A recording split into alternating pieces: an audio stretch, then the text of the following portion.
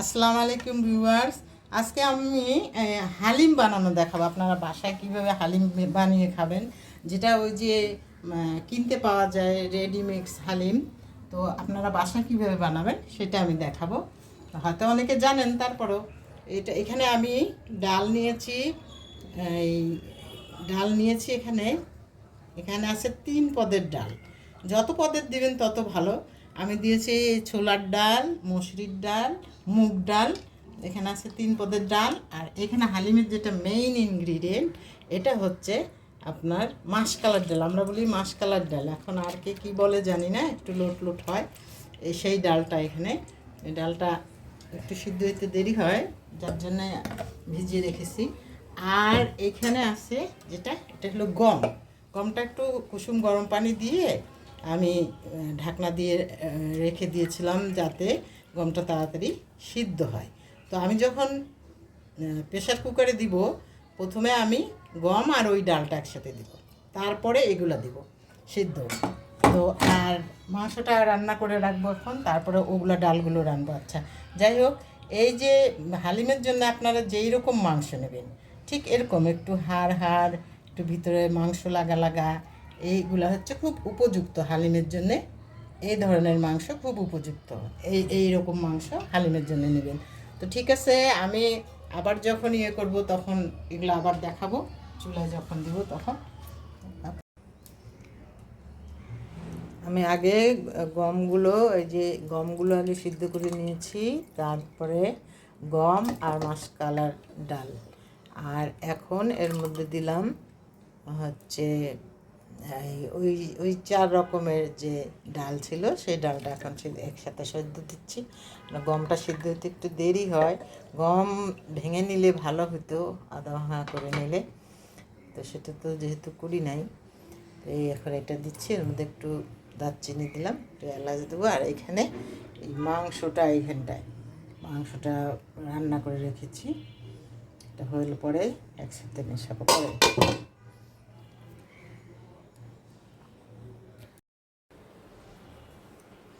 আমার এখন ডাল, গম, তারপরে এই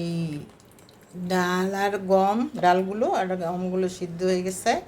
তো আমি এখন এই চামচ, এই এই কাপের, এটা হচ্ছে আধা কাপ, এই আধা কাপ মেজারমেন্ট কাপের এই আধা কাপ পোলায়ের চাল দিয়ে দিব।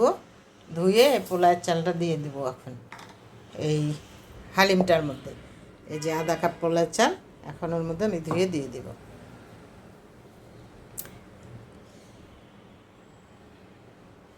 আসসালামু আলাইকুম ভিউয়ার্স। এখন আমি এই হালিমগুলোকে এখন তুলে দেব। এখন আমি এগুলোকে বাগার দিব।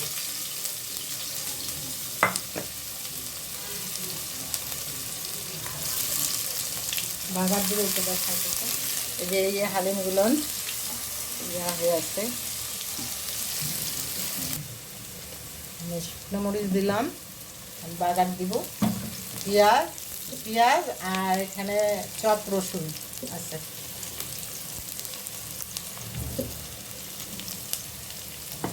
এখানে হিং দিব,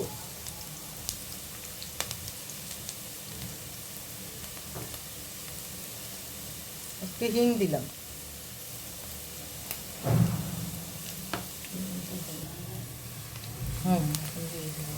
একটু উঠায় রাখুন, এটাকে তুলে দিয়ে দিলাম, মানে বাগার দিয়ে দিলাম। এখন বাগার দেওয়া হলো, মাংসগুলো দিয়ে দিব।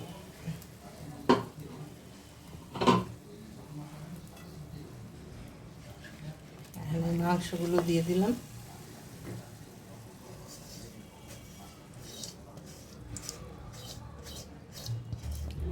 ডালগুলো যখন সিদ্ধ দেওয়া হয়েছে, তখন ওর মধ্যে আদা বাটা, রসুন বাটা একটু করে দেওয়া হয়েছে, অল্প একটু, বেশি না। তেজপাতা, এই হলো হালিম। এইভাবে রান্না করতে হয় হালিম। এখন লাস্টে এটা এখন ফুটবে, ফুটলে নামাবো। তার আগে আমি ডেকোরেশন করি। এখন এর মধ্যে একটু বিট লবণ দিলাম, তারপরে এখন দিব এই গরম মশলার গুঁড়া। এর মধ্যে সব কিছু আছে, জয়ত্রী, জয়ফল, স্টার অ্যানিস, সব কিছু আছে, মেথি।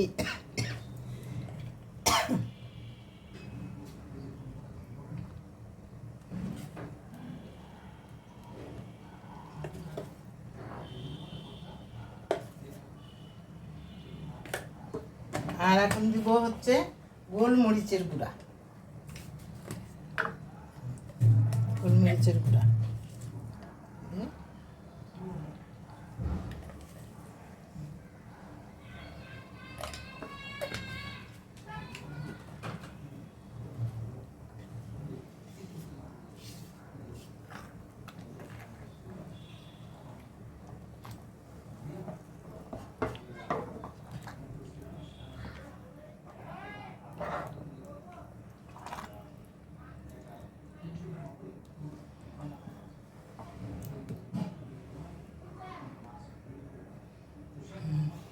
এখন শেষ, ফাইনালি। এখন ধনেপাতা দিব,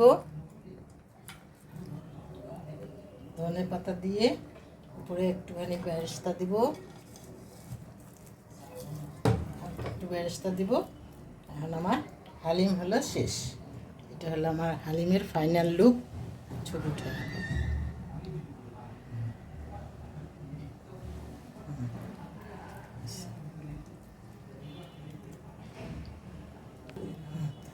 এখন এটা আমার হালিমের ফাইনাল লুক। আপনারা এই যারা যারা জানেন নাই তারা এখন এইভাবে বানাবেন, অনেক টেস্ট হয়। ওই কেনাটার চেয়ে এটা অনেক টেস্টি হয়। আর ওই যে মাংসটা বললাম ওইভাবে একটু করবেন মাংসটা। আর যখন ডাল সিদ্ধ দিবেন তার মধ্যে কাঁচামরিচ এগুলো কেটে দিবেন, আদা, সামান্য একটু আদা।